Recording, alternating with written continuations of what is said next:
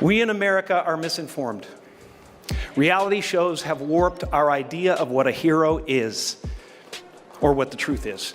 F you, I don't want to be this character anymore. Who wants to even see a movie about with some stereotypical characters? What's the always talking about keep it real? We have 25 years of keeping it real and being real and all that. You really see that's reflected in the movies that they made. The characters are trying to be reflective of, you know, people in society. The stereotype, especially some stereotype successful, that's gone. I ain't seen no stereotypical that was successful since the 70s. Jim Carrey and Eddie Murphy aren't random celebs tossing shade for clicks. These are comedy titans, legends whose words actually carry weight. Jim didn't just rule the 90s, he reinvented what a movie star could be, with his wild energy and fearless absurdity. And Eddie Murphy? He was rewriting comedy history way before Carrey hit the scene. Delirious and Raw didn't just land, they changed the rules forever. Let's be clear, this isn't clout chasing. These aren't bitter rivals. These are men who built massive empires on their own terms. They don't need favors, headlines, or Will Smith's stamp of approval. That's why when they speak, people listen. Years now, talk show hosts, people on television, people in sitcoms have been hired by the government to throw you off the track, to distract you, to make you laugh and stuff like that, make you happy and docile so you don't know what's really going on. For nearly 30 years, Will Smith sat at Hollywood's top table. His films raked in over $9 billion globally. Studios rolled out the red carpet. Awards praised him. The media sold him as the perfect family man with life on lock. But here's the truth Hollywood doesn't want you thinking about. Protection isn't about loyalty or morals, it's about money. As long as Will kept the cash flowing, no one questioned his behavior, his marriage, or his increasingly awkward family situations. That silence? Totally by design. You're not looking kiss my son. I can kiss my son. Jaden, come on. Are you okay? God, this is ridiculous. Then came the Oscars. That standing ovation after Will slapped Chris Rock, that was the moment the facade cracked. The industry revealed itself live on TV. They weren't cheering courage, they were cheering profit. Toxic masculinity got a free pass because the man delivering it kept the studios rich. And that's when Jim Carrey finally said what a lot of people were thinking. He was disgusted. Sickened. I was sickened by the standing ovation. I felt like Hollywood is just spineless, en masse. And it really felt like, oh, this is a really clear indication that we're not the cool club anymore. We watched Hollywood throw a protective wall around Will Smith. Every rumor, every awkward moment, every question that should have been asked, ignored. Why? He was just too valuable to challenge. Jim Carrey called it spineless. That applause wasn't support, it was a warning. Do whatever you want as long as the money keeps rolling in. Live TV doesn't allow edits. Once it happened, the corruption was out in the open. I want to yell from the audience and disapprove or show a disapproval or say something on Twitter or whatever. You do not have the right to walk up on stage and smack somebody in the face because they... And Jim didn't stop at calling out Hollywood. He went deeper. In his classic philosophical style, Carrey broke down Will's mindset. The slap? Not really about defending Jada. It was frustration, ego, decades of pressure exploding. Will had built an image, a flawless protector who always needed validation. Chris Rock's choke wasn't just a joke. To Will, it cracked that carefully crafted persona, and he reacted to defend it, live on national TV. Escalate. It came out of nowhere because Will has something going on inside him that's frustrated, and I wish him the best. I really do. I don't have anything against Will Smith. While Carrey philosophized, Eddie Murphy went straight for the jugular. At the 81st Golden Globes, accepting the Cecil B. DeMille Award, Eddie landed what might be the coldest punchline on an award stage in years. Pay your taxes, mind your business and keep Will Smith's wife's name mouth. This wasn't just a joke, it was precision. Eddie hates award shows, avoids the press, stays clear of Hollywood's fake rituals. He said being in a room full of famous people begging for trophies feels forced. So when Eddie shows up, accepts an award, and throws a shot at Will Smith, people notice. This wasn't viral clout, it was one of comedy's architects calling out something that clearly needed saying. You just sat up there and said 46 years in the business, 41 years doing movies, and your career was a success because you kept Will Smith's wife's name out your mouth. Yeah. No, I said that's the blueprint. To understand Eddie, rewind to the 2007 Oscars. He lost Best Supporting Actor for Dreamgirls and walked out. Critics called him a sore loser. His explanation? He wasn't performing sadness for their show. That moment says everything. Eddie sees awards culture as fake, performative, full of people pretending. So when he finally returned to accept a trophy, he used the stage to call out the nonsense he's been railing against for years. And to him, Will Smith, with red table talk confessions, public tears, and emotional speeches, represents everything he despises about modern celebrity. Really felt like we could be over. You Yeah, know? no, we were over. And then what did you do, Jada? Well, I think from there, as time went on, I got into a different kind of entanglement. Remember Jada admitting to her relationship with August Alsina while Will played the wounded, forgiving husband? The internet laughed, turned it into memes, but Carrey and Murphy see something deeper. That wasn't raw honesty, it was strategy, a calculated PR move to monetize marital drama while framing Will as the noble victim. You and I were going through a very difficult time. Yeah. And we decided... I was done with your ass. Yeah, you kicked me to the curb. I was done with you. Yeah. Marriages. By crying on camera, by publicly choosing forgiveness, Will controlled the narrative. He became the centerpiece of his own scandal. While the internet focused on the performance, long-standing personal rumors quietly faded. That's exactly what Jim Carrey meant. The image was carefully crafted, fiercely protected, and incredibly powerful. That it showed me that there were characters being played everywhere. That, that as an actor you play characters, and then if you go deep enough into those characters, you realize that your own character is pretty thin to be. Now that Carrey and Murphy have cracked the door open, people are finally asking questions that were off limits for years. And that brings us to rumors that have floated online for ages, but suddenly feel impossible to ignore. Let's start with brother Bilal, Will Smith's former assistant.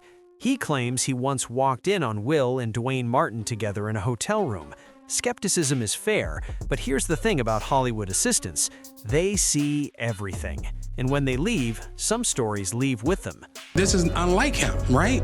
So, all right, I open the door to Dwayne's dressing room, and that's when I see Dwayne and having anal sex with Will. Let me process that for a second. There was a couch, and Will was bent over on the couch, and Dwayne was standing up, killing him. Murder. It was murder. These claims keep resurfacing, not because people are bored. They keep coming up because they carry weight. Jaguar Wright has alleged that Will and Jada participated in disturbing rituals at their home, and young men seeking mentorship left traumatized. They're both they do weird things in their house, and young men have left their house screaming to get away from them in their mentorship. That's serious. And Jaguar Wright isn't a random voice. She spoke out about Diddy years before it was safe. This isn't personal hate, it's about patterns. When legends like Carrey and Murphy start talking, old stories come back. Alexis Arquette, before her passing, claimed Will's first marriage to Cherie Zampino ended after she caught him in a compromising situation with his manager, Benny Medina. Back then, Hollywood stayed silent. For someone whose brand was perfect family man, a rumor like that could have ended it all. But the earliest red flag? 1993, Fresh Prince of Bel-Air. Yourselves. You have a huge production company that you only produce your friends, your family, and yourself. So you are a part of Hollywood. You are a part of the system that is unfair to other actors. Janet Hubert was the original Aunt Viv for 3 seasons, then suddenly gone. Official story? Difficult, unprofessional, attention-seeking. Classic Hollywood spin. Years later, Janet revealed the truth. It was a contract dispute. She simply asked for fair pay. When she refused, the system turned on her, and reportedly, Will was the loudest voice framing her as the problem. Years later, she finally told her side, face-to-face with Will. You know, words can kill. But I lost everything. Reputation, everything. And I understand you were able to move forward, but you know those words, calling a Black woman difficult in Hollywood is the kiss of death. It's the kiss of death, and it's hard enough being a dark-skinned Black woman in this business. Jump to 2012, filming Men in Black 3 in NYC. Even though Will already had a luxury apartment, reports say he demanded production rent a massive double-decker trailer, 53 feet, allegedly $2 million, with a gym inside. The issue? It blocked traffic in Soho, disrupted businesses, and constantly annoyed residents with noise and fumes. When complaints rolled in, Will reportedly refused to move it. This wasn't just celebrity privilege, this was someone who genuinely believed the rules didn't apply to him. And that mindset? It comes from decades of protection and untouchability in Hollywood. I asked Chris, do you want to file charges? And Chris apparently said no, he did not.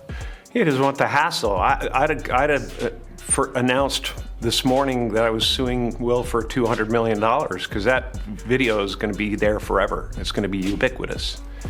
You know, that insult is going to last a very long time. After the Oscars slap, the legal angle is wild.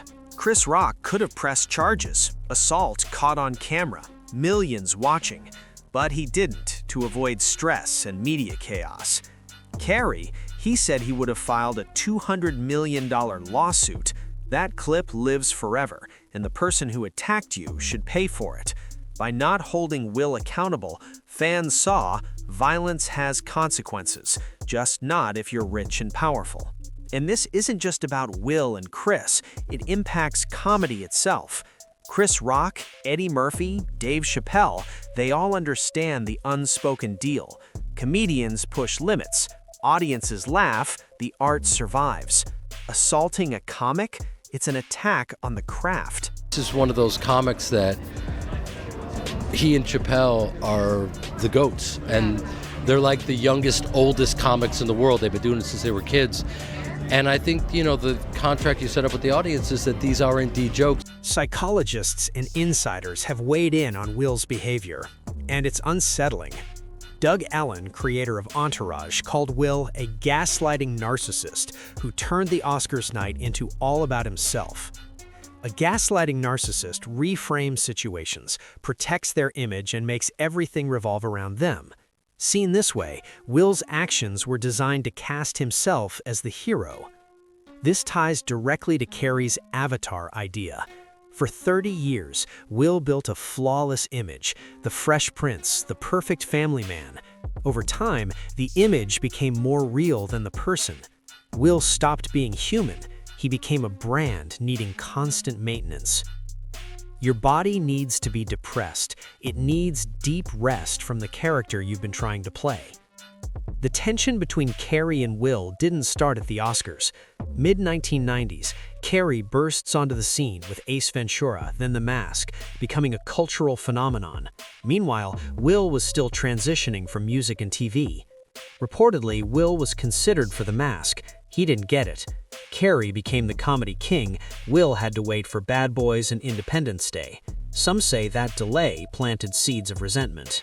I don't believe in icons. I don't believe in personalities. I believe that peace lies beyond personality, beyond invention and disguise, beyond the red S that you wear on your chest that makes bullets bounce off. I believe that it's deeper than that. I believe we're a field of energy dancing for itself. And The 2023 Golden Globes? Way bigger than it seemed.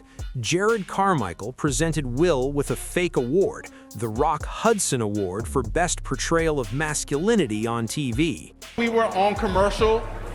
We actually presented Will Smith with the Rock Hudson Award for Best Portrayal of Masculinity on television. So please give it up for Will Smith, you guys. Please, please. Rock Hudson was a closeted actor playing hyper-masculine roles. Gerard was drawing a comparison. If Will or Jada reacted, it would have confirmed the joke. They smiled, stayed quiet, audience awkwardly debated laughing, but that was setup. The real punch came from Eddie Murphy. Pay your taxes. Mind your business. And keep Will Smith's wife's name. Eddie Murphy doesn't joke without purpose. His shot at Will? Instant reaction. Later, he explained, this wasn't just a joke, it was a commentary on Will's toxic masculinity. Everyone got it. I don't imagine that Eddie Murphy is ever nervous about getting up there and speaking his mind, but the punchline in particular tonight, how did you prepare? Were you ready for it? Do you feel like it landed the way you wanted it to? I thought it went fine. It wasn't a punchline. It was just like the end of my little acceptance speech. But I thought it worked. That joke worked, didn't it? Yeah. Didn't it? It worked. I think so. Got laughs. They got laughs. Got laughs. Afterward, Will released Emancipation. Major disappointment. Weak box office, no awards buzz. For decades, Will was Hollywood's safe bet. Studios trusted him, audiences trusted him. But once voices like Carrey and Murphy spoke up, things shifted. Don't play in a movie called Emancipation and you can't emancipate yourself. Fans aren't blindly defending him anymore. Comments like, Will enjoys humiliating people publicly, not just Chris Rock, but even his own son. Jada faded after humiliating Will with the entanglement, and Jaden will eventually expose them all. When people think they can do whatever they want without morals, the truth always comes out. Hollywood insiders are keeping distance, not necessarily for ethics, but because backing Will feels risky. The once untouchable star is learning there's a limit to what Hollywood will tolerate, not principle, but profit. For the first time in 30 years, Will Smith has nowhere left to hide.